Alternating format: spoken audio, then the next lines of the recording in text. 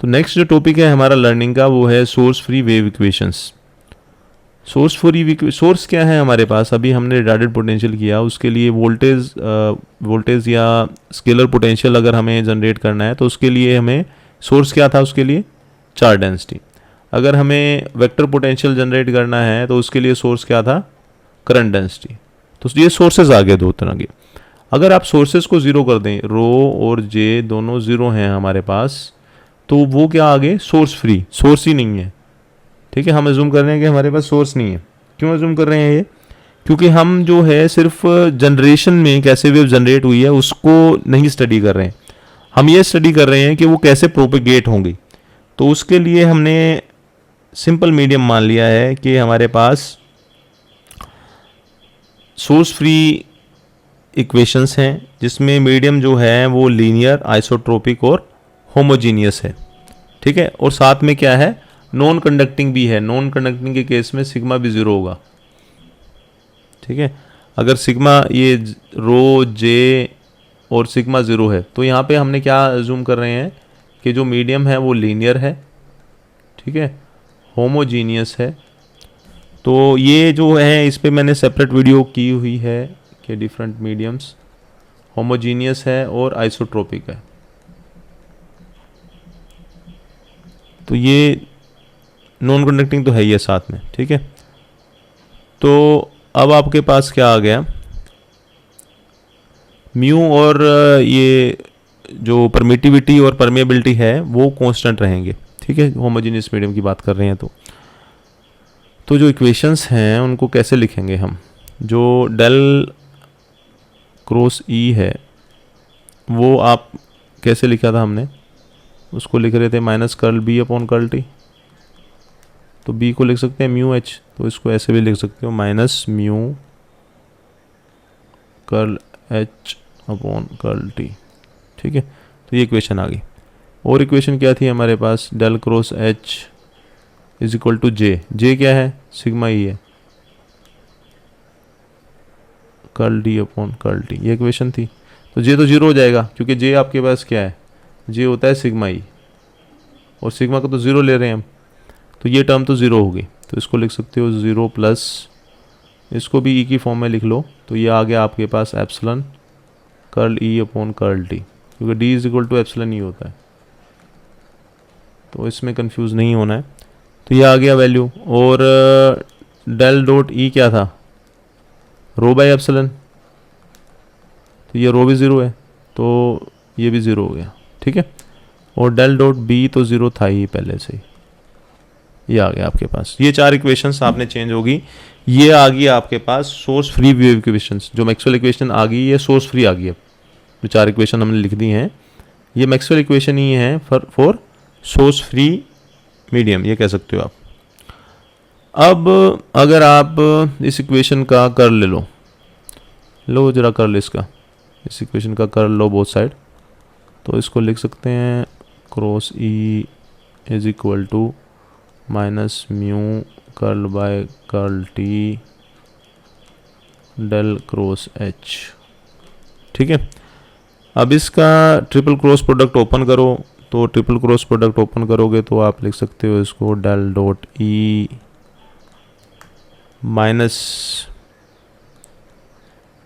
Del square E is equal to, यहाँ पे जो वैल्यू है ये है minus mu curl by curl T, del cross H की क्या वैल्यू है, del cross H is equal to epsilon curl E by curl T, ये आ गया। ठीक है, डेल डॉट ई ज़ीरो है तो ये पार्ट ज़ीरो हो जाएगा। यहाँ से क्या बचा, माइनस, ये तो ज़ीरो है, इसको तो ज़ीरो कर दो, माइनस डेल स्क्वायर ई। ठीक है, इस ब्रैकेट को ओपन करोगे और इसको एक ही साइड में ले आओ, लेफ्ट हैंड साइड में ले आओ, तो इसको आप लिख सकते हो, तो ये प्लस हो जाएगा यहाँ के mu epsilon curl square E upon curl T square is equal to zero. It simplifies that del square E minus mu epsilon curl square E upon curl T square is equal to zero. तो ये एक equation बन गई हमारे पास। इस equation को हम कहेंगे होमोजीनियस ठीक है, क्योंकि मीडियम ही है, ऐसा मान के चल रहे हैं कि होमोजीनियस मीडियम है, होमोजीनियस वेव इक्वेशन।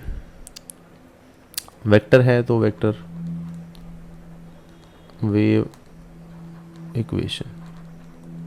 और सिमिलरली आप h के लिए भी फाइंड आउट कर सकते हो। अब सिमिलरली इसका भी कर्ल ले लो बोथ साइड, इस इक्वेशन का, इसका कर्ल लोगे तो आप इसको ऐसे लिख सकते हो, बोथ साइड कर्ल आ गया इसका, ये आ गया आपके पास epsilon curl E upon curl T del cross E. इसको ओपन कर लो, इसकी वैल्यू पुट कर लो यहाँ से डेल क्रॉस ई की, तो इसको आप सोल्व करोगे तो डेल डॉट बी 0 है तो डेल डॉट एच भी 0 होगा ना, तो ये पुट करोगे तो सिमिलरली जो इक्वेशन है, डायरेक्टली लिख रहा हूँ इसको सोल्व नहीं कर रहे हम, डायरेक्टली भी लिख सकते हो आप सिमिलरली करके। सिमिलरली ये आ गया आपके पास mu epsilon curl square H upon curl T square is equal to 0। ये दोनों इक्वेशंस को क्या बोला है हमने, ये हैं होमोजीनियस वेव इक्वेशंस। इनका यूज़ होगा अब हमारे पास फाइंड आउट करने के लिए, नेक्स्ट के स्टडी करने के लिए, कि कैसे हमारे पास जो वेव्स हैं वो ट्रेवल करती हैं फ्री स्पेस में और क्या उनका बिहेवियर रहता है जब वो ट्रेवल। तो अब डिफाइन करते हैं, एक अलग पैरामीटर इंट्रोड्यूस करते हैं, ये सब शायद सुना भी हो आपने, वेव नंबर। वेव नंबर को हम यहाँ के से डिनोट कर रहे हैं और इसकी वैल्यू है वेव नंबर की omega, angular frequency under root mu epsilon, और इसको दे दिया हमने 1 अपॉन ये म्यू एप्सिलॉन होता है वेलोसिटी, तो यू जो वेलोसिटी है वो है 1 upon under root mu epsilon. ठीक है, तो ये वेव नंबर हमने डिफाइन कर दिया यहाँ पे। और जो इक्वेशन हमने फाइंड आउट की है अभी, जो ये homogeneous vector wave equations find out की हैं दो, इसको आप दूसरी तरह से भी डिराइव कर सकते हो, या तो आप डायरेक्टली यहाँ से लिख सकते हो, क्योंकि जो curl E by curl T है वो क्या देता है, अगर आप इसको हार्मोनिक्स फॉर्म में लिखना चाहते हो तो ये कर्ल बाय कर्ल टी, ठीक है, तो ये इसके इक्वल हो जाएगा जे ओमेगा ई के।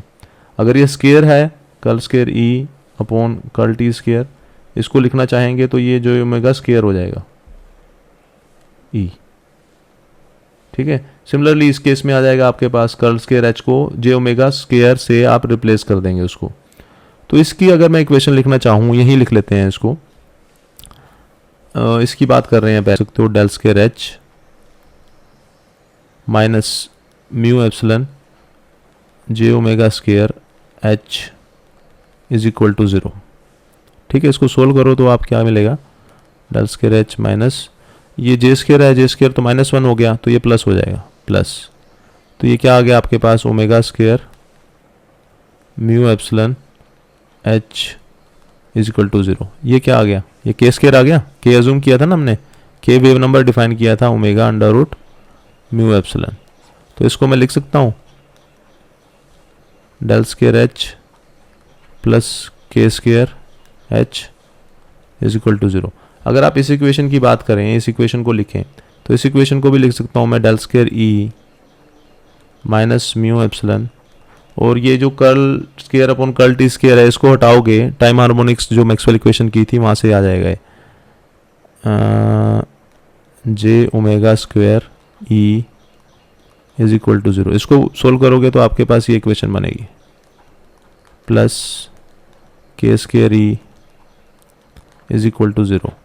तो ये जो इक्वेशन बनी है हमारे पास, ये और ये इसी से आई हैं इक्वेशंस, और इनको आप डायरेक्टली भी रियलाइज कर सकते हो। टाइम हार्मोनिक्स जो फॉर्म है मैक्सवेल इक्वेशन की, वो ये डायरेक्टली रियलाइज कर सकते हो इनको। तो टाइम हार्मोनिक्स फॉर्म हमने की है, del cross E is equal to minus J omega mu H, ये था, ठीक है, और डेल क्रॉस एच क्या था, वो था हमारे पास जे प्लस जे ओमेगा एप्सिलॉन ई। ठीक है, टाइम हार्मोनिक्स फॉर्म लिख रहे हैं हम, जिनको फेजर फॉर्म बोला था, ये डिस्कस कर चुके हैं हम पहले ही, तो मैं डायरेक्टली लिख रहा हूँ इनको, इसको सोल्व नहीं करेंगे यहाँ पे, और del dot B is equal to 0। ये क्या है, ये मैक्सवेल इक्वेशंस हैं टाइम हार्मोनिक फॉर्म में या साइनसोइडल फॉर्म में या फेजर फॉर्म में। अब इनको ही यूज़ कर लो, इसका कर्ल ले लो बोथ साइड, जैसे उसमें किया था अभी। तो इसका कर्ल लोगे तो माइनस जे omega mu del cross H आ जाएगा आपके पास। इसको ओपन करोगे, इसको सोल्व करोगे और जो के की वैल्यू है ये यूज़ करोगे तो आपके पास यही इक्वेशन आएगी। आपके पास आएगा del square E plus k square E is equal to 0। ठीक है। सिमिलरली अगर आज इसका कर्ल ले लोगे बोथ साइड तो आपके पास ये तो 0 है। ठीक है, फ्री स्पेस की इक्वेशंस की बात कर रहे हैं ना, तो ये 0 हो जाएगा और ये भी इक्वेशंस चेंज हो जाएगी, डेल डॉट ई 0 हो जाएगा। ठीक है, जे 0 है। हम क्या कर रहे हैं, फ्री स्पेस की इक्वेशंस फाइंड आउट कर रहे हैं, जैसे पीछे अभी फाइंड आउट की थी हमने। तो उसके लिए रो, जे और सिग्मा ये तीनों 0 हैं। ठीक है, सोर्स फ्री इक्वेशंस की बात कर रहे हैं। तो ये 0 आ गया, तो ये आ गया जे ओमेगा एप्सिलॉन डेल स्क्वायर ई।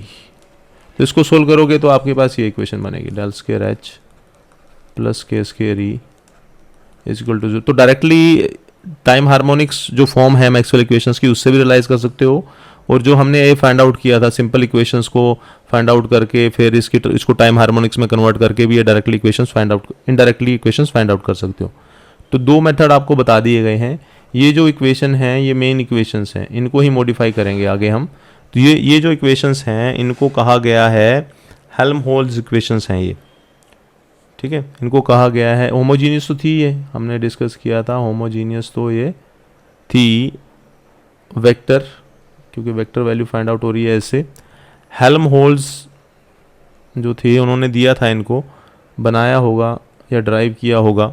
ठीक है, तो उसके नाम पे ये इक्वेशन बन गई